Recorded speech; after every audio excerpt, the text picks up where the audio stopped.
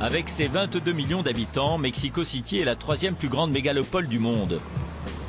Pour en finir avec sa réputation de capitale dangereuse, la ville a décidé de miser sur les nouvelles technologies, et pas seulement sur l'armée.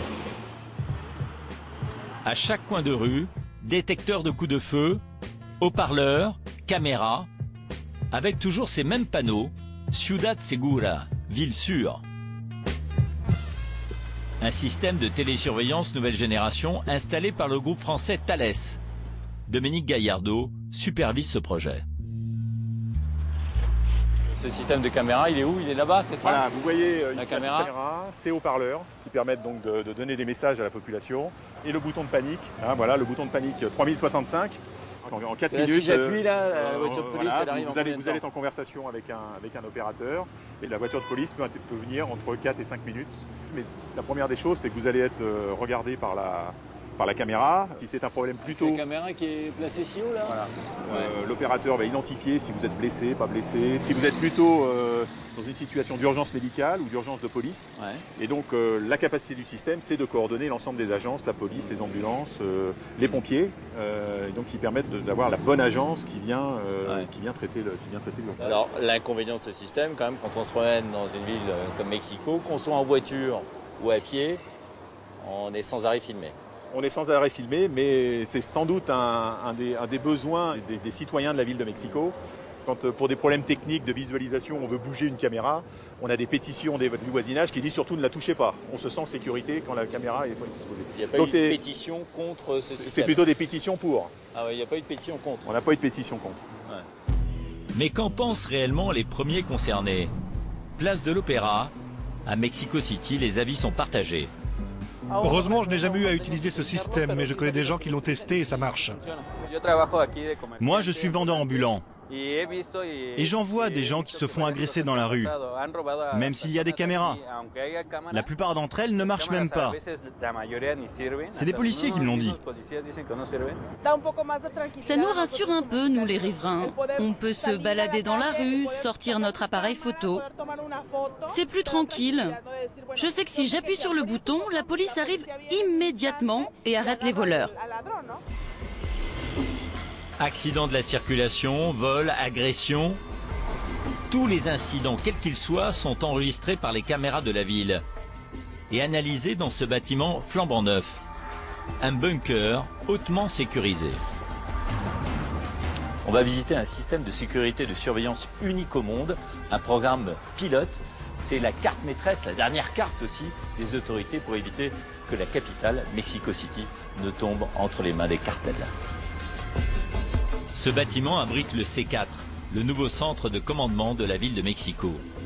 Ici, le patron, c'est Fausto Lugo, un haut fonctionnaire du ministère de la Sécurité publique. Ah, voilà. Enchanté de vous connaître. Bonjour, bienvenue au C4. Le C4 rassemble sous un même toit tout le commandement des services d'urgence de la ville. Policiers, ambulanciers, pompiers.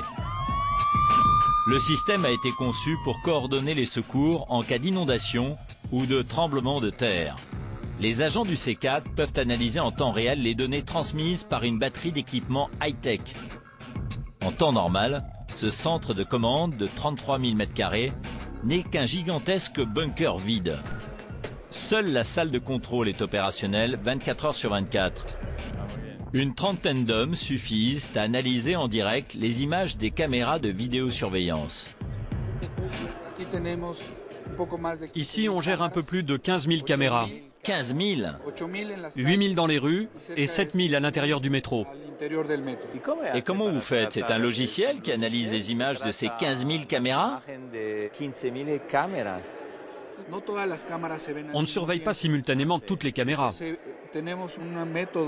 On suit une méthode mathématique, une méthode d'investigation. On indique à nos hommes quelle caméra regarder, à quelle heure et quoi chercher. Et cela en fonction des informations dont vous disposez.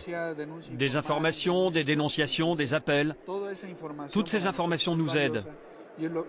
Elles nous servent à construire ce modèle de surveillance de la ville. Quand on n'a pas d'éléments, nos hommes surveillent, font de la prévention. Ils essayent de repérer les comportements suspects en fonction de l'heure, de la zone et de la caméra. C'est plus facile avec l'aide de la technologie de lutter contre la criminalité. Sans elle, c'est pratiquement impossible. Mais ce système ne peut pas remplacer les policiers sur le terrain. Non. Le jour où les caméras pourront arrêter les criminels, elles remplaceront les policiers. Là, ce n'est pas le cas. Selon la ville de Mexico, le temps d'intervention des services d'urgence a été divisé par 3. Et désormais, dans la capitale, une voiture volée sur 2 est retrouvée. Mais ce système est aussi une arme de communication politique pour les autorités locales. Il y a 10 ans, Mexico était une ville extrêmement dangereuse. Depuis quelques années, la tendance semble s'inverser. Pour certains, les cartels auraient conclu un accord de non-agression dans la capitale. Nous avons rendez-vous avec le ministre de la Sécurité publique de Mexico, Manuel Mondragón.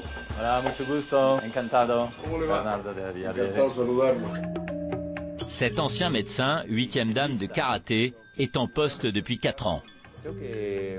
Il paraît que vous parlez bien français. Non, ce n'est pas vrai, j'ai fait un peu de français. Ah bon? Où ça? Au lycée, mais je ne pratique plus. Et en ce moment... n'est pas possible. Et oui, vous avez beaucoup de travail. Est-ce qu'ici la délinquance est liée au cartel, au crime organisé? Non. Enfin, ça peut arriver, mais de manière indirecte. Dans la ville de Mexico, ils ne se manifestent pas. Ils peuvent être présents, oui, mais ils n'agissent pas. Ils ne commettent pas d'actes criminels, ils ne commettent pas d'homicides, ils ne se réunissent même pas. La ville de Mexico, jusqu'à aujourd'hui, est épargnée. Elle n'est pas touchée par ce genre de problème, jusqu'à présent. Mais c'est peut-être parce qu'ils ont décidé de ne pas faire la guerre à Mexico. C'est possible. Je n'ai pas de réponse précise. Ça peut être à cause de notre important dispositif de surveillance. Ou parce que j'ai changé la structure et l'organisation de la police. Et les hommes aussi, parce qu'il y a un problème de corruption dans la police ici. Je ne peux pas changer 80 000 hommes. Je ne peux pas virer et remplacer tout le monde. Ce que je peux vous dire, c'est que sur ces 80 000 policiers, 9 500 ont été licenciés ou envoyés en prison ces 4 dernières années. Et pourquoi? Pourquoi? Parce qu'ils ont manqué à leur devoir, ou pour comportement contraire à l'éthique.